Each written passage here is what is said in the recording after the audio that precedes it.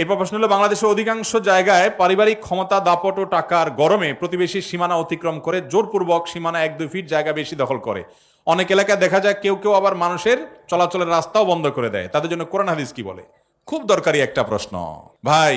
আমাদের দেশে ওই যে বললাম, বেশিরভাগ মোটা দাগের হারাম কাজগুলো আমরা বেশিরভাগ মানুষ করি না। সুদ খাই না, ঘুষ খাই না, 2 নাম্বারই করি না। এই কিছু আকাম আছে যেগুলো শয়তান আমাদেরকে বুঝতেও দেয় না যে আকাম, সে আকামগুলো আমরা করি।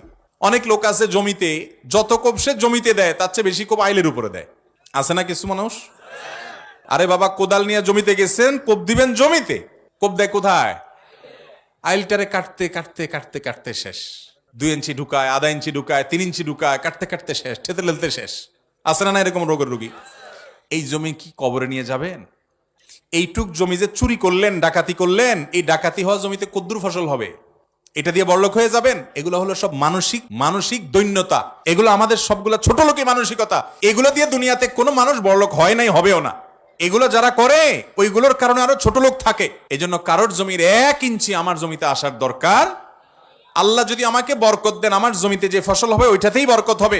আরেকজনের আইল ঠেলে জমি কেটে তার সীমানা ঠেলে কোনোদিন আমার বরকত হবে? যে ব্যক্তি কারোর 1 বিঘত জমি আত্মসাৎ করবে, আল্লাহ রাব্বুল আলামিন এর শাস্তি স্বরূপ 7 তবক জমিনকে তার গলায় ঝুলিয়ে দিবেন এবং শাস্তি পেতে থাকবে সে। কত খাবি খা। আল্লাহর ভয়ে বাঁচার তৌফিক দান করুন। শহর এলাকা ভিন্ন ধরনের তামাশা চলে। গ্রামে তো হলো আইল কাটে। শহরে কি হয়? শহরে ধরেন কথার কথা আপনার বাড়ি রাস্তার পাশে, তো রাস্তার যে জায়গা আছে ওখান থেকে কিভাবে একটু 1 বিঘত নেওয়া যায়, এই কুবুদ্ধি আছে না নাই? গাড়িটা উঠানোর জন্য স্লোপ করলেন, 2 হাত 3 হাত রাস্তা নিয়ে নিলেন। বাড়িতে তো করে মসজিদের জন্য এরকম আকাম করে মানুষ, আছে না নাই? মনে করে মসজিদের জন্য চুরি করলে মনে হয় আল্লাহ তাআলা কিছু বলবে না, যে আল্লাহর ঘরের জন্যই তো করছি। অনেক মসজিদ কমিটির লোকজন আছেন ঢাকা শহরে বিভিন্ন জায়গায়, ছোট ছোট চিপাগুলি, রাস্তার পাশে মসজিদ, মসজিদের সিঁড়ি রাস্তার 3 হাত নিয়ে নিস।